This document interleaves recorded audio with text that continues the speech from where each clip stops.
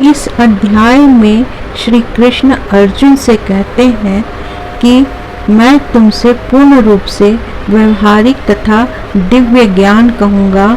इसे जान लेने पर तुम्हें जानने के लिए और कुछ भी शेष नहीं रहेगा।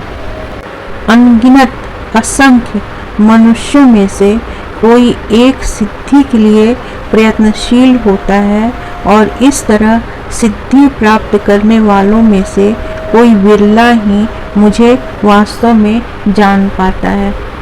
इस अध्याय में भगवान श्री कृष्ण कहते हैं कि पृथ्वी, जल, अग्नि, वायु, आकाश, मन, बुद्धि तथा अहंकार, ये 8 प्रकार से विभक्त मेरी अपरा प्रकृतियां हैं। भी जीव कृष्ण की अनेक शक्तियों में से एक है। सारे प्राणियों का उद्गम श्री कृष्ण से ही संभव है। इस जगत में जो कुछ भी भौतिक तथा आध्यात्मिक है, उसकी उत्पत्ति तथा प्रलय सबके कारण श्री कृष्ण ही है। श्री कृष्ण कहते हैं कि हे धनंजय, मुझसे श्रेष्ठ कोई सत्य नहीं है। जिस प्रकार मोती धागे में गूंथे रहते हैं, उसी प्रकार सब कुछ मुझ पर ही आश्रित है।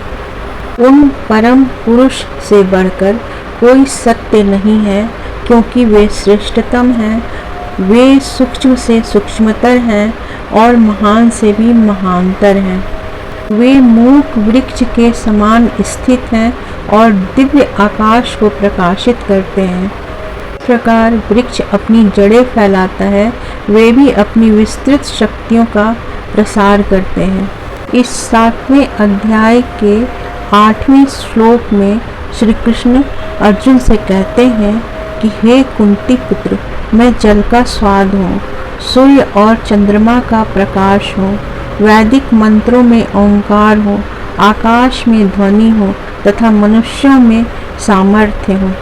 9वें श्लोक में श्री कृष्ण ने कहा है कि मैं पृथ्वी की आद्य सुगंध और अग्नि की ऊष्मा हूँ।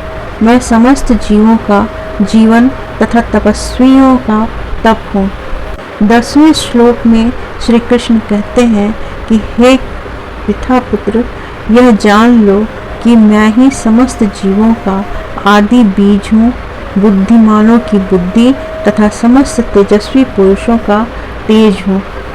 पुनः श्री कृष्ण कहते हैं कि मैं बलवानों की कामनाओं तथा इच्छा से रहित बल हूँ। हे अर्जुन, मैं वह काम हूँ जो धर्म के विरुद्ध नहीं है। तुम जान लो कि मेरी शक्ति द्वारा सारे गुण प्रकट होते हैं, चाहे वे मनोगुण हो, रजोगुण हो या तमोगुण हो। एक प्रकार से मैं सब कुछ हूँ, किंतु स्वतंत्र। मैं प्रकृति के गुणों के अधीन नहीं हूँ, अपितु वे मेरे अधीन हैं। तीनों गुणों सत्व, रजो, तमो के द्वारा मोहग्रस्त यह संसार मुझ गुणातीत तथा अविनाशी को नहीं जानता। प्रकृति के इन 3 गुणों वाली इस देवी शक्ति को पार कर पाना बहुत ही कठिन है, किंतु जो मेरे शरणागत हो जाते हैं, वे सरलता से इसे पार कर जाते हैं। ईश्वर की शक्तियाँ अनंत हैं और ये सारी शक्तियाँ दैवी हैं। यद्यपि जीवात्माएं उनकी शक्तियों के अंश हैं, अतः दैवी हैं, किंतु भौतिक शक्ति के संपर्क में रहने से उनकी पराशक्ति आच्छादित रहती है। इस प्रकार भौतिक शक्ति से आच्छादित होने के कारण मनुष्य उसके प्रभाव का अतिक्रमण नहीं कर पाता। श्री कृष्ण माया के अधीश्वर होने के नाते इस दुर्लंघ शक्ति को आदेश दे सकते हैं कि बद्ध जीव को छोड़ दे। अतः माया के बंधन से मुक्त होने का एकमात्र साधन है भगवान के चरण कमलों की शरण ग्रहण करना। मनुष्य को चाहिए कि परमेश्वर कृष्ण की दिव्य प्रेमा भक्ति किसी सकाम कर्म अथवा मनोधर्म द्वारा भौतिक लाभ की इच्छा से रहित होकर करे। यही शुद्ध भक्ति कहलाती है। श्री कृष्ण कहते हैं कि जो परम ज्ञानी है और शुद्ध भक्ति में लगा रहता है वह सर्वश्रेष्ठ है, क्योंकि मैं उसे अत्यंत प्रिय हूँ और वह भी मुझे प्रिय है।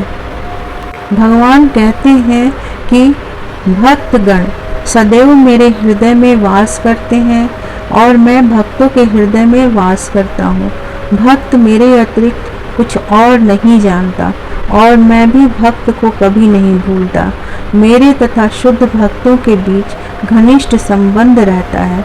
ज्ञानी शुद्ध भक्त कभी भी आध्यात्मिक संपर्क से दूर नहीं होते, अतः वे मुझे अत्यंत प्रिय हैं। अनेक जन्म जन्मांतर के बाद जिसे सचमुच ज्ञान होता है वह मुझको समस्त कारणों का कारण जानकर मेरी शरण में आता है। ऐसा महात्मा अत्यंत दुर्लभ होता है। श्रीमद्भागवत गीता के 7वें अध्याय में भगवान कहते हैं कि मैं प्रत्येक जीव के हृदय में परमात्मा स्वरूप स्थित हूँ। जैसे ही कोई किसी देवता की पूजा करने की इच्छा करता है, मैं उसकी श्रद्धा को स्थिर कर देता हूँ, जिससे वह उसी विशेष देवता की भक्ति कर सके। तात्पर्य यह हुआ कि भगवान देवता के हृदय में भी स्थित रहते हैं, अतः वे देवता के माध्यम से जीव की इच्छा को पूरी करने की व्यवस्था करते हैं, किंतु जीव तथा देवता दोनों ही परमात्मा की इच्छा पर आश्रित हैं, वे स्वतंत्र नहीं हैं। श्री कृष्ण कहते हैं कि देवताओं की पूजा करने वाले देवलोक को जाते हैं, किंतु मेरे भक्त अंततः मेरे परम धाम को ही प्राप्त होते हैं। गीता के अनुसार श्री कृष्ण कहते हैं कि वे अजन्मा हैं तो भी प्रकट होते हैं। श्रीमद्भागवत गीता में ब्रह्मा जी ने कृष्ण की स्तुति करते हुए कहा भी है कि हे भगवान, हे परमात्मा, हे समस्त रहस्यों के स्वामी, संसार में ऐसा कौन है जो आपकी शक्ति तथा लीलाओं का अनुमान लगा सके। भगवान श्री कृष्ण न केवल अजन्मा है बल्कि वे सच्चिदानंद स्वरूप हैं। समस्त जीव जन्म लेकर इच्छा तथा घृणा से उत्पन्न द्वंद्वों से मोहग्रस्त होकर मोह को प्राप्त होता है। श्री कृष्ण कहते हैं कि जिन मनुष्यों ने पूर्व जन्मों में तथा इस जन्म में पुण्य कर्म किए हैं और जिनके पाप कर्मों का पूर्णतया उच्छेदन हो चुका है, वे मोह के द्वंद्वों से मुक्त हो जाते हैं और संकल्प पूर्वक मेरी सेवा में तत्पर रहते हैं। जो वृद्धावस्था तथा मृत्यु से मुक्ति पाने के लिए यत्नशील रहते हैं, वे व्यक्ति मेरी भक्ति की शरण ग्रहण करते हैं। वे वास्तव में ब्रह्म हैं, क्योंकि वे दिव्य कर्मों के विषय में पूरी तरह से जानते हैं। गीता में कहा गया है कि मनुष्य को चाहिए कि वह यह समझे कि मैं ब्रह्म या आत्मा हूँ। जीवन का यह ब्रह्म बोध ही भक्ति है। शुद्ध भक्त ब्रह्म पद पर आसीन होते हैं और वे दिव्य कर्मों के विषय में सब कुछ जानते रहते हैं। श्री कृष्ण कहते हैं कि जो मुझ परमेश्वर को मेरी पूर्ण चेतना में रहकर मुझे जगत का, देवताओं का तथा समस्त यज्ञ विधियों का नियामक मानता है, वो अपनी मृत्यु के समय में भी मुझ भगवान को जान और समझ सकता है। इस प्रकार से श्रीमद्भागवत गीता का यह 7वां अध्याय यह बताता है कि कोई किस प्रकार से पूर्णतया कृष्ण भावना भावित हो सकता है। कृष्ण भावना का शुभारंभ ऐसे व्यक्तियों के सानिध्य से होता है जो कृष्ण भावना भावित होते हैं।